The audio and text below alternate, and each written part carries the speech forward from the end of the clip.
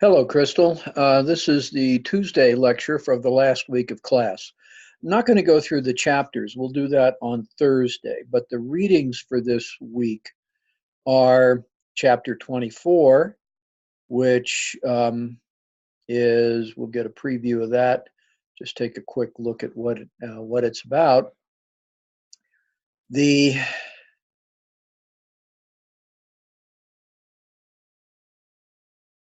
the chapter is use of technology, information technology, and EHR. So decisions around that. This is important because, of course, we're now required to use EHR and other information technologies in the managing of our medical businesses, our healthcare businesses.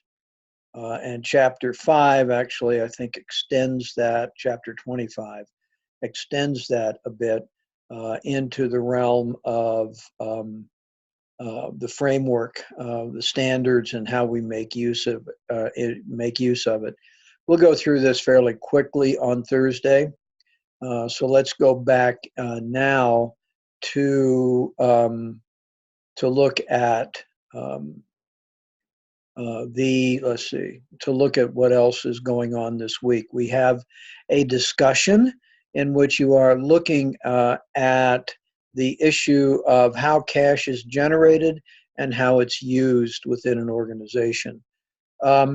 Here, you need to think way outside the box. What possible sources of cash are there besides the obvious ones? Patient payments, um, Medicare payments, insurance payments, and so forth. But there are other ways we can bring cash into the organization. And remember that cash is not necessarily the issue of working capital. Working capital is a slightly different topic that has to do with the cash and accounts receivable, cash equivalents and accounts receivable that we have in our books. Cash can come from a lot of different places. So um, think, do some research, come up with some things that are a bit outside the box that we'd normally put ourselves into. Um, the assignment this week is actually related to that, in that um, the listing and describing activities covered in the cash budget. Again, going back to your accounting classes, that affect working capital. Now, working capital is a concept that we have uh, with respect um, to money. This is, as I said, working capital has a number of different definitions, and those definitions actually include a number of things are in. Let me see. I want to look something up here. Um,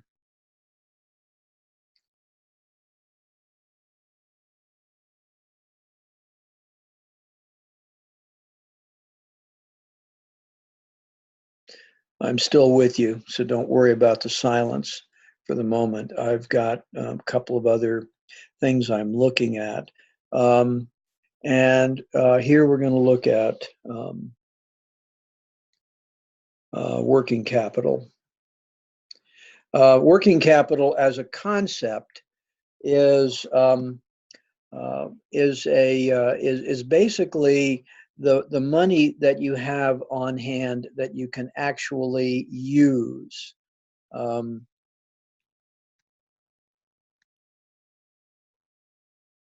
the concept itself is an accounting term, um, and the It is defined as as the capital, meaning the cash, etc., which is used in day-to-day operations, calculated current assets minus current liabilities. So that includes a number of things off your balance sheet, and that is what you can actually work on a day-to-day basis and spend without looking at without looking at acquiring money from, say, an outside source. So let's go back to um,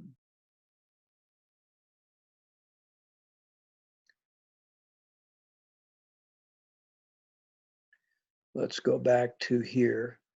Um,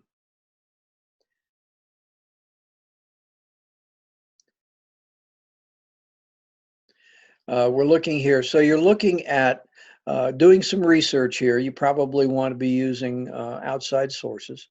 So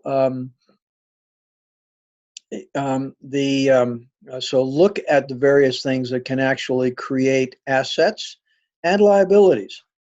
So looking at that, you've got a number of things that you're going to be thinking about in that assignment. Then you have the usual assessment, and don't forget to do the career integration this week as well. Looking at the plans for the week, what you want to be looking is at sources of equity financing, and that's part of the financing that are discussed here, and looking at alternative sources of financing. Financing gives you cash, which goes on your assets list.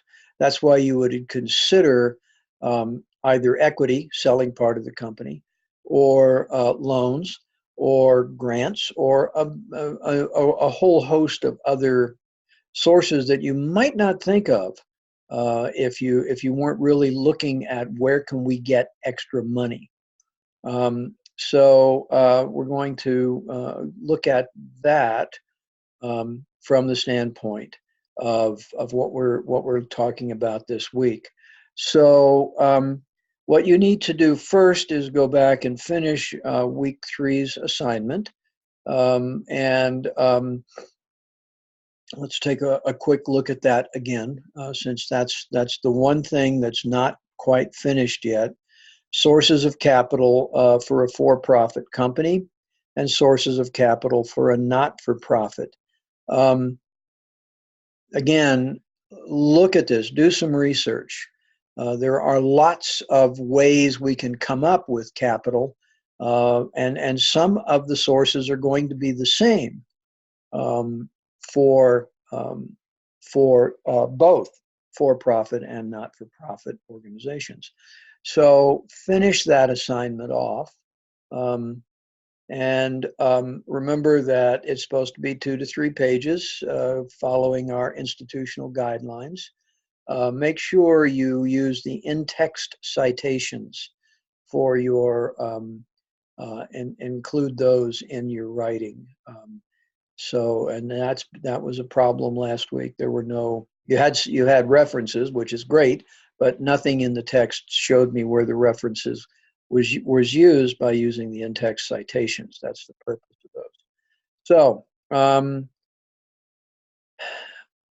please feel free to email me with any questions you have, and don't forget to do your daily checkpoints. You've missed a lot of those, and I understand that you're working, and that's a hassle. But if it's at all possible, if you have Canvas on your smartphone, you can actually do those fairly easily. During a break from work each day. So you're getting real close, and so let's get this finished off and get you through this class so you can get on with the next couple that you have that you need to take. So I'm going to wrap this up. The code word for for today is Singapore, Singapore. So go ahead and send me a text or an email with that in it, and I will talk with you on Thursday at 10 a.m.